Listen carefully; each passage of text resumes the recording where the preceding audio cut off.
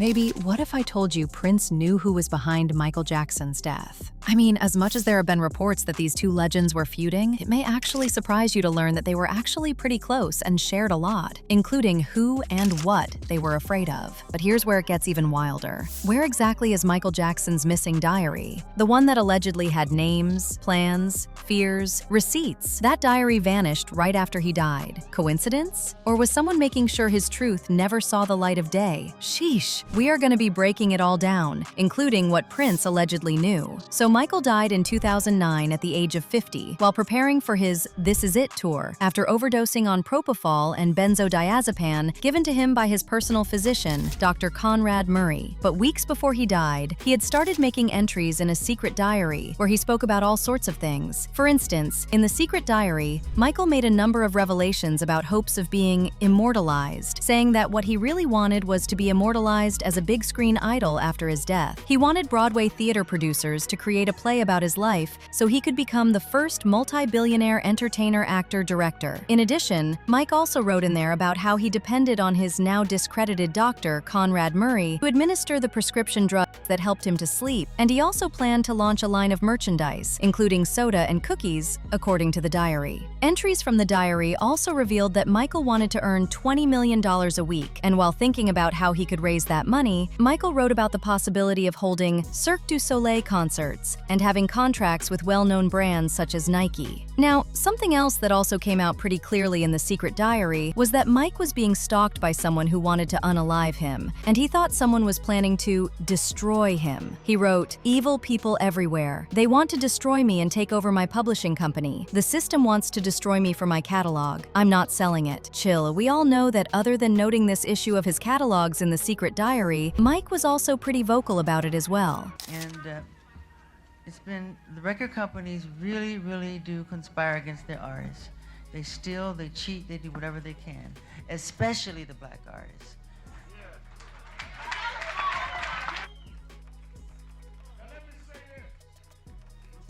Sony, Tommy Mottola. Tommy Mottola is the president of the record division. He is a mean, he's a racist, and he's very devilish. In fact, we've even had family members say that they believe that this is the reason why he was seemingly unalived. I mean, someone like Mike's sister LaToya said there was definitely something fishy about her brother's death and that Conrad Murray was just the fall guy. And she also said that Michael told her that he felt his life was in danger because they wanted his catalogs. I am an innocent man. I therefore plead not guilty. Thank you. I truly feel that Conrad Murray is simply the fall guy. This was definitely something that was premeditated, that they had planned to do, and they planned to take my brother out, and my brother knew it, and that's why he told me repeatedly that this was going to happen to him. He explained it to me. He explained it's because of my catalog, which is my publishing, and they're after it, and they want it, and they want their hands on it, and they want to take it away from me. So Michael developed this love-hate relationship. Now, didn't Prince also fight for the exact same thing? I mean, when Prince started wanting more control of his music, they started to frustrate him, and it got so bad to the point where he decided to take the battle public by appearing with the word slave written on the side of his face. His argument was that he was signed to Warner, and they, as a result, owned and controlled his name, as well as any music released under that name. Prince even dramatically changed his name to that of a symbol and was referred to as Symbol, Squiggle, or the artist formerly known as Prince. Well, it's not your game. You didn't make the rules, so everything comes hard. And as long as you're signed to a contract, you're going to take a minority share of the winnings. A select few of us will do well, the majority will not. So as a people, we'll be considered a minority. But stop. Let's take a moment and look at yourselves. There's nothing minor about you. You are a blessed people. You're the most talented on earth, and you are still grateful. That is why upon winning in their game, you always thank God. Tonight I would like to ask one favor of you. Imagine what we'll all be like in our own game. peace and love for one another. See, Prince also talked about what he was going through in various interviews, like one with Paper Mag where he said, "I wanted to buy my masters back from Warner Brothers. They said no way, so I'm going to re-record them, all of them. Now you will have 2 catalogs with pretty much exactly the same music, except mine will be better, and you can either give your money to WB, the big company, or to NPG. You choose." Basically, Prince and Mike were fighting for the same thing, and possibly the same people, and best believe that they had discussions about it. Okay, I know some of you will say that Prince and Mike were sworn rivals, and there's no way they were having such conversions. And honestly, I get it, because the feud has been well documented. As far as receipt, in 1985, when MJ asked Prince to participate in the USA for Africa charity hit We Are the World, Prince declined to participate in the song. In addition, MJ also wanted Prince to duet with him on his 1987 hit Bad and appear in the video, but the role eventually went to Wesley Snipes after Prince turned it down. You know, that Wesley Snipes character, that would have been me. All right, now you run that video in your mind. The first line of that song is "Your butt is mine." Your butt is mine. Now I said, who's gonna sing that to whom? Cause you sure ain't singing it to me. And I sure ain't singing it to you.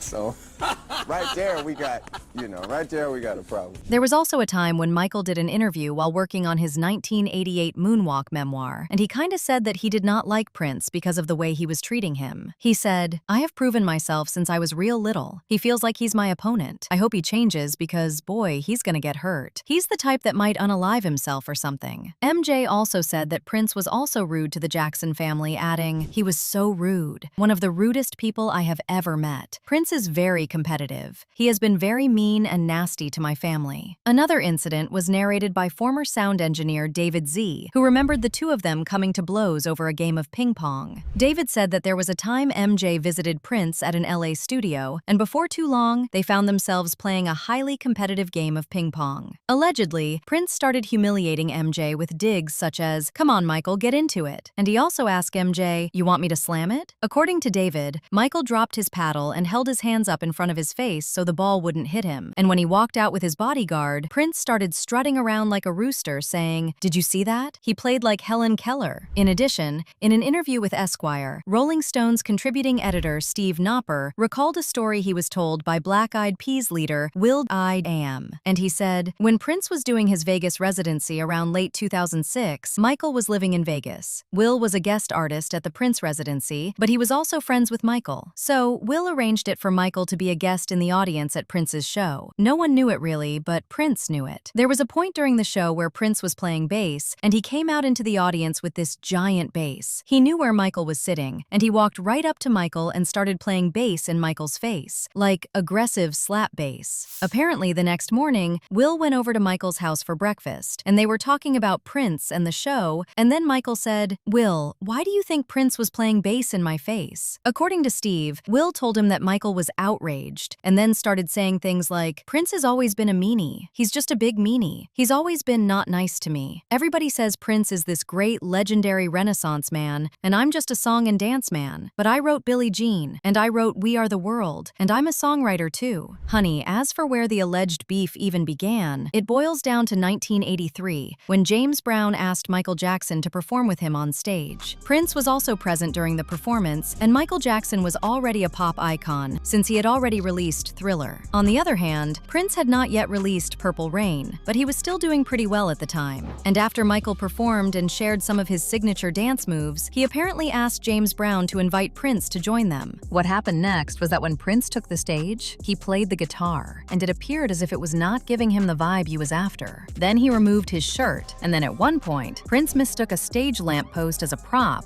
and fell into the audience. Baby, I know that the situation was probably one of the most embarrassing moments in Prince's life, and he reportedly left the performance thinking that Michael sabotaged him. Even Quincy Jones also revealed in an interview that after Prince felt humiliated, he waited for MJ in his limo with every intention of trying to run Michael over, and that MJ knew that was Prince's intention, so he just kept his distance. Well, apparently, even though in public it seemed like Mike and Prince never agreed, behind the scenes they were fighting for the same things, and based on reports, they even leaned on each other for comfort. comfort. In fact, contrary to what people may think, Mike and Prince were actually pretty close, and Prince's former bodyguards are even on record saying Prince and MJ actually maintained a private friendship outside of the media. Based on reports, Michael had been to Paisley Park on multiple occasions, and they often played games there, and they had also been backstage at each other's concerts. In addition, MJ allegedly said that he played the final version of the Dangerous album for Prince in his private studio before it was released, and Prince said he loved it. Basically, what this means is that MJ and Prince were actually friends and just talked and laughed and hung out like regular guys, just good old friends, but they just didn't display that publicly because of how the media and industry tried to keep them rivals. Allegedly, Prince even said Michael called him on the phone and gave him profound career advice, calling him a legend. In fact, Prince was also very much affected by Michael's death, and he even began including Michael Jackson's song "Don't Stop Till You Get Enough" in some of his performances. Then Tavis Smiley, who was close to Prince, shared what he claimed was Prince's reaction to Michael Jackson's death in a 2016 interview with Extra. I've never said this publicly. When